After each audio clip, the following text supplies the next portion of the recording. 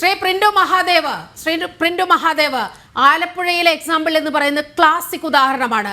ആലപ്പുഴയിലെ പാർട്ടിയെ പിടിമുറുക്കിയിരിക്കുന്ന ലഹരി മാഫിയയെക്കുറിച്ചുള്ള വിവരങ്ങളൊക്കെ എത്രയോ നാളുകളായി നമ്മൾ കേൾക്കുകയാണ്. ഏറ്റവും ഒടുവിൽ വന്ന രണ്ട് വാർത്തകളാണ് യു പ്രതിഭയുടെയും അതുപോലെ ഈ വിഘ്നേഷ് എന്ന് പറയുന്ന ഈ SFIയുടെ മുൻ ഏരിയ സെക്രട്ടറി ആയിരുന്ന ഇപ്പോഴത്തെ ബ്രാഞ്ച് സെക്രട്ടറി ആയ വിഘ്നേഷിന്റെയും. ആ കാര്യത്തിലടക്കം ഈ രണ്ട് കേസുകൾ പരിഗണിച്ചാൽ മതിയാകില്ലേ? ഇവിടെ CPM നേതൃത്വം എത്രത്തോളം ഈ ലഹരി മാഫിയയെ, ഡ്രഗ് മാഫിയയെ ഇവിടെ സംരക്ഷിക്കുന്നു എന്നതിന്റെ ഉദാഹരണം തേടി പോകാൻ വേറെ എങ്ങും പോകേണ്ടതില്ലല്ലോ.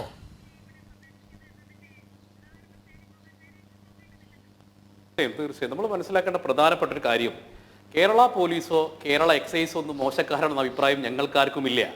ഇപ്പൊ ആന്ധ്രാപ്രദേശിലെ സിന്തറ്റിക് ആയിട്ടുള്ള മരുന്നുകൾ ഉണ്ടാക്കുന്ന ഫാക്ടറി കണ്ടെത്തിയത് കേരള പോലീസാണ്.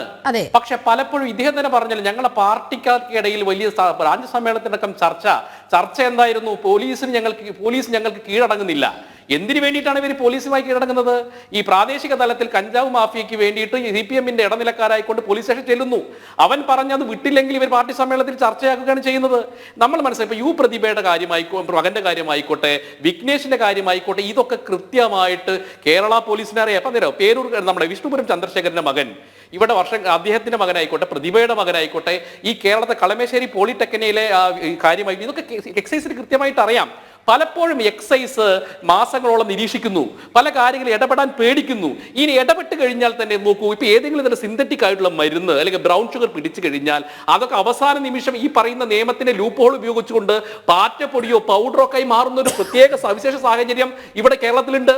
അതിനൊരു പറ്റം പോലീസ് ഉദ്യോഗസ്ഥന്മാരുടെ കൂട്ടുണ്ട്. അതാണ് യഥാർത്ഥത്തിലുള്ള കേരളത്തിന്റെ യഥാർത്ഥ പ്രശ്നം.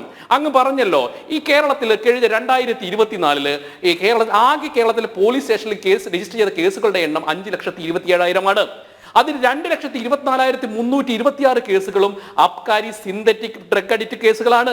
അപ്പൊ നോക്കൂ, കേരളത്തിന്റെ ആകെ കേസുകളുടെ 40% മദ്യമയക്കുമരുന്ന് കേസുകളാണ്. അങ്ങനെയാണെങ്കിൽ ഈ കേസിനകത്ത് എത്ര പേരെയാണ് നിരീക്ഷണത്തിൽ വെച്ചിട്ടുള്ളത്, എത്ര പേരെയാണ് ശിക്ഷിച്ചിട്ടുള്ളത്?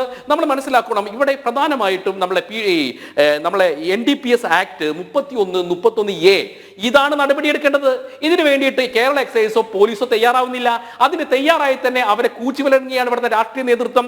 1988 PIT NDPS ആക്ട് പ്രകാരം ഒരു നിരന്തരമായിട്ട് ലഹരി ഉപയോഗിക്കുന്ന ഒരാളെ അദ്ദേഹത്തിന് വിചാരണ കൂടാതെ കരിന്തൽ തടങ്കിൽ വെക്കാനുള്ള വകുപ്പുണ്ട്. അപ്പൊ കേരളത്തിൽ, ഇന്ത്യയിൽ തന്നെ മദ്യത്തിനും മയക്കുമരുന്നിനെതിരെയുള്ള നിയമം വളരെ കർശനമാണ്. പക്ഷെ ഇവിടെ രാഷ്ട്രീയ ഇടപെടലുകളിലൂടെ ഈ കേസുകളെ മുഴുവൻ ആവിയായി പോകുന്നതിന് പിന്നിൽ ആരാണ്? അപ്പൊ ഞാൻ പറഞ്ഞ 2,26,000 കേസിനകത്ത് എത്ര കേസിനകത്ത് ശിക്ഷിക്കപ്പെട്ടിട്ടുണ്ട്? അത് പറയട്ടെ. നിങ്ങൾ കേസ് രജിസ്റ്റർ ചെയ്യുക എന്നുള്ളതല്ലോ, കേസിൽ എത്ര പേരെ ശിക്ഷിക്കപ്പെട്ടിട്ടുണ്ട്? അവിടെയാണ് സർക്കാരിന്റെ പോളിസിയെ ഞങ്ങൾ ചോദ്യം ചെയ്യുന്നത്. ഈ സർക്കാരിന് ഈ കാര്യത്തിൽ ഒരിക്കലും ആത്മാർത്ഥതയില്ല എന്ന് പറയാനുള്ള പ്രധാനപ്പെട്ട ഒരു കാര്യം ഇതാണ്. കാരണം കേരളത്തിലെ പ്രതിഭയുടെ കാര്യം ഇപ്പൊ നോക്കൂ, ബിനീഷ് കൊടിയേരിയുടെ AKG സെന്ററിൽ നിന്ന് ആരംഭിച്ചതാണ് കേരളത്തിലെ ലഹരി മാഫിയയുടെ ബന്ധം. നോക്കൂ, നമ്മൾ ബിനീഷ് കൊടിയേരിയെ 10-12 മാസം ജയിലിലിട്ടത് എന്തിനാണ്? ഈ ലഹരി മാഫിയയ്ക്ക് വേണ്ടിയിട്ട് വലിയ രീതിയിൽ പണം ഒഴുക്കാൻ വേണ്ടിയിട്ട് കള്ളപ്പണം ഒഴുക്കിയതാണ്. അപ്പൊ AKG സെന്ററിൽ നിന്ന് ആരംഭിച്ചതാണ് കേരളത്തിന്റെ ലഹരി മാഫിയയുടെ തുടക്കം. അത് കേരളത്തിലെ ക്യാമ്പസുകളിലൊക്കെ SFIക്കാരായിട്ടുള്ള ആളുകളെ കാരിയർമാരാക്കിക്കൊണ്ട് ഇവിടുത്തെ യുവതയുടെ മനസ്സുകളെ കീഴടക്കിക്കൊണ്ട് ലഹരി എന്ന വൈറസിനെ പടർത്തിയത് ഈ പറയുന്ന ഇടതുപക്ഷം ഉയർന്ന പ്രസ്ഥാനങ്ങളുമാണ്. അതിൻ്റെ കൂട്ടിൽ മാറി നിൽക്കാൻ ഇവർക്കാരും സാധിക്കില്ല. ഇപ്പോൾ ഈ കേരളത്തിൽ വലിയ മാധ്യമങ്ങളായിക്കോട്ടെ, പൊതുജനങ്ങളായിക്കോട്ടെ, ഈ ലഹരിക്ക് െതിരെ വലിയ രീതിയിലുള്ള പ്രതിഷേധമുണ്ടെന്ന് മനസ്സിലാക്കിയപ്പോഴാണല്ലോ ഇപ്പൊ ഈ പറയുന്ന 2 ആഴ്ചത്തെ ഈ പ്രഹസന നാടകങ്ങൾ ചെയ്തു തുടങ്ങിയതുള്ളത്. ഇപ്പോഴും പോലീസിന് ഇവർ കയറൂരി വിടാൻ തയ്യാറാകുന്നില്ല. നോക്കൂ, ഒരു മാസത്തിനകം നോക്കൂ, ഈ കേസ് ഇപ്പൊ പ്രതിഭയുടെ ആയിക്കോട്ടെ, വിഘ്നേഷിന്റെ ആയിക്കോട്ടെ, ഈ പിടിച്ച കേസുകളൊക്കെ എന്തായി എന്ന് കൂടി നമുക്ക് ഇനി ചർച്ച ചെയ്യണം. അപ്പോഴാണല്ലോ ഇവിടെ ആത്മാർത്ഥത. കൃത്യമായിട്ട് ലഹരി മാഫിയ തകർക്കാൻ വേണ്ടി ഇന്ത്യൻ ശിക്ഷാ നിയമത്തിനകത്ത് ഈ ആക്ട് കൃത്യമായിട്ട് ഇടപെടാൻ സാധിക്കും. അത് ഇടപെടാൻ ഈ സർക്കാർ തയ്യാറാകുന്നില്ല തന്നെയാണ് ഏറ്റവും വലിയ അപജയമായിട്ട് നമ്മൾ കാണുന്നത്. കാരണം നമ്മളെ സംബന്ധിച്ചിടത്തോളം നമ്മൾ മനസ്സിലാക്കേണ്ടത്, ഇതിനകത്ത് ഞാൻ പറയാം, പ്രത്യയശാസ്ത്രപരമായിട്ടുള്ള ഒരു പ്രശ്നമുണ്ട്. വ്യക്തി അല്ലെങ്കിൽ സമൂഹം, രാഷ്ട്രം, ഈ 3 അടിസ്ഥാനമായിക്കൊണ്ടുള്ള ബോധന പ്രവർത്തനങ്ങൾ നടത്തിയാൽ മാത്രമേ ലഹരിയിൽ നിന്ന് മോചിപ്പിക്കാൻ സാധിക്കുകയുള്ളൂ. അതിന് ഇടതുപക്ഷത്തിന്റെ പ്രത്യയശാസ്ത്രം മദ്യത്തിനോടും മയക്കുമരുന്ന് ചേർന്ന് നിൽക്കുന്നതാണ്. ഇപ്പൊ ഞാൻ പറയും, ഞാനൊരു RSSകാരനാണ്. എന്റെ പ്രത്യയശാസ്ത്രം എന്നെ പഠിപ്പിച്ചത് ലഹരി ഉപയോഗിക്കേണ്ട എന്നുള്ളത് തന്നെയാണ്.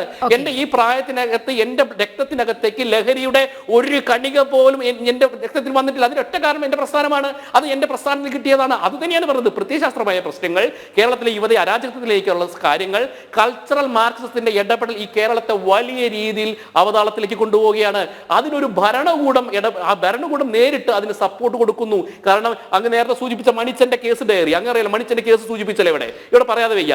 മണിച്ചന്റെ കേസ് ഡയറിക്കകത്ത് ഏറ്റവും കൂടുതൽ പണം കൈപ്പറ്റിയതുള്ള ഇടതുപക്ഷത്തിന്റെ ആളുകളായിരുന്നു. പ്രത്യേകമായി വരേണ്ടതുണ്ട് എന്നാണ് എനിക്ക് തോന്നുന്നത്.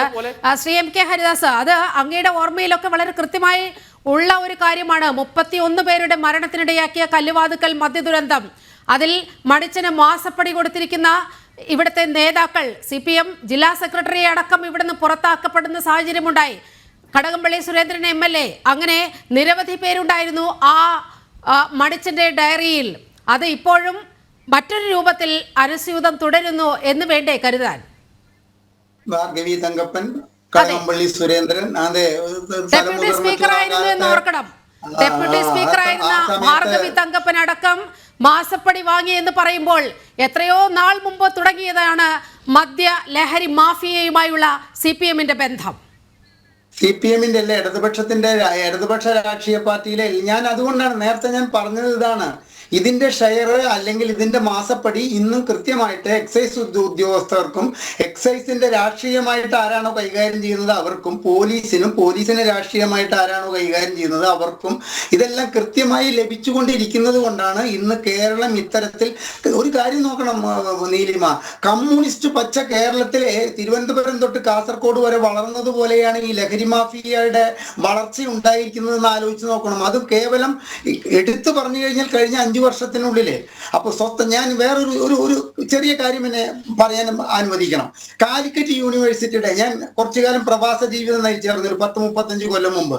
അന്ന് അവിടുത്തെ പ്രമുഖ കമ്പനികളെല്ലാം ഈ കാലിക്കറ്റ് യൂണിവേഴ്സിറ്റിയിലെ സർട്ടിഫിക്കറ്റുമായി ചെല്ലുന്നവർക്ക് പ്രത്യേക പരിഗണനയാണ്. അതായത് അവർ എടുത്തു കഴിഞ്ഞിട്ടേ മറ്റ് യൂണിവേഴ്സിറ്റികളുടെ ആൾക്കാർക്ക്, മലയാളികൾക്ക് പരിഗണന നൽകാറുള്ളൂ. പ്രത്യേകിച്ച് സുഹീലൻ സൗദ് ഭവാൻ എന്നൊക്കെ പറഞ്ഞിട്ടുള്ള വലിയ കമ്പനികൾക്ക് വളരെയധികം താല്പര്യമായിരുന്നു. കാരണം കാലിക്കറ്റ് യൂണിവേഴ്സിറ്റിയുടെ കീഴിൽ പഠിച്ചിട്ടുള്ള കുട്ടികൾക്ക് തറോ ആയിട്ട് അവർ പഠിച്ച കാര്യങ്ങളെ കുറിച്ചിട്ടുള്ള അറിവിന്റെ ഒരു ഗഹനമായ വിവരമുണ്ട് എന്നുള്ള നിലയ്ക്കാണ് അവരെ എടുത്തിരുന്നത്.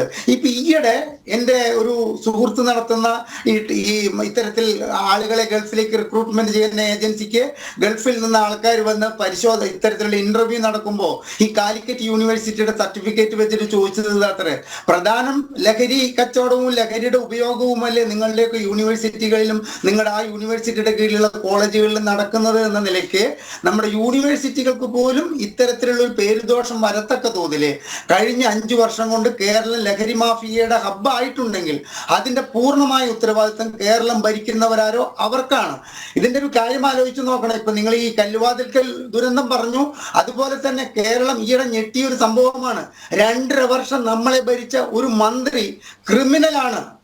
സുപ്രീം കോടതി പറഞ്ഞത് എന്താണ്? ക്രിമിനലാണ്. അദ്ദേഹത്തിനെതിരെ യാതൊരു നിലയ്ക്കും ഈ കേസ് റദ്ദ് ചെയ്യാൻ പറ്റില്ല, കേസുമായി മുൻപോട്ട് പോകൂ. അതും ഒരു ലഹരി മരുന്നുമായി ബന്ധപ്പെട്ടിട്ടുള്ള ഒരു തൊണ്ടി മാറ്റലുമായി ബന്ധപ്പെട്ടിട്ടുള്ള സംഭവമായിരുന്നു എന്ന് ഓർക്കുമ്പോൾ നമ്മളൊക്കെ എത്ര അധപ്പതനത്തിന്റെ കുഴിയിലാണ്. ഈ ഇടതുപക്ഷ ജനാധിപത്യ മുന്നണിക്ക് ഈ 2.5 വർഷം ഇദ്ദേഹത്തെ പിടിച്ച് മന്ത്രിയാക്കിയില്ലെങ്കിൽ എന്ത് സംഭവിക്കാമായിരുന്നു? കാരണം സസ്പെക്റ്റഡ് ആയിട്ട് നിൽക്കുന്ന വ്യക്തിയാണ്. സുപ്രീം കോടതിയുടെ 3 മാസം മുമ്പുള്ള പറച്ചിലിന് മുമ്പ് വരയ്ക്ക് അദ്ദേഹം സസ്പെക്റ്റഡ് ആയിരുന്നുവെങ്കിൽ സുപ്രീം കോടതി കേസ് എഴുതി തള്ളാൻ പറ്റില്ലെന്ന് പറഞ്ഞോട് കൂടിയിട്ട് അദ്ദേഹം ഒരു പ്രതിസ്ഥാനത്ത് എത്തിയതിന് തുല്യമായിരിക്കുകയാണ്.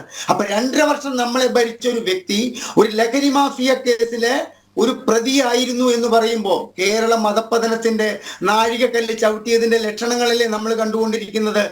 ഇടതുപക്ഷത്തിനായാലും കേരളം ഭരിക്കുന്ന വ്യക്തിക്കായാലും ഇത്തരം ലഹരി മാഫിയയുമായി ബന്ധപ്പെട്ടിട്ട് അറസ്റ്റിലായിട്ട് ആ കേസ് കോടതിയിൽ എത്തിക്കഴിഞ്ഞാൽ അവിടെ ഹാജരാക്കപ്പെടുന്ന തൊണ്ടി മുതൽ അത് MDMA ആണെങ്കിൽ പച്ചക്കർപ്പൂരമായി മാറാനും, ചാരായമാണെങ്കിൽ പച്ചവെള്ളമായിട്ട് മാറാനും, കഞ്ചാവാണെങ്കിൽ ഉണക്കിയ കമ്മ്യൂണിസ്റ്റ് പച്ചയാക്കി മാറ്റാനും അതിനെ ഉത്തരവാദപ്പെട്ടവർ ഉണ്ട്. യാതൊരു കാരണവശാലും അത്തരത്തിലുള്ള കേസുകളിൽ തൊണ്ടി മുതൽ ഹാജരാക്കാത്തത് കൊണ്ട് തന്നെ ഇവിടുത്തെ കേസുകളിൽ നിന്ന് ഭംഗിയായിട്ട് ഇത്തരം വ്യക്തികൾ ഊരിപ്പോകുമെന്നുള്ള ഉറപ്പാണ്.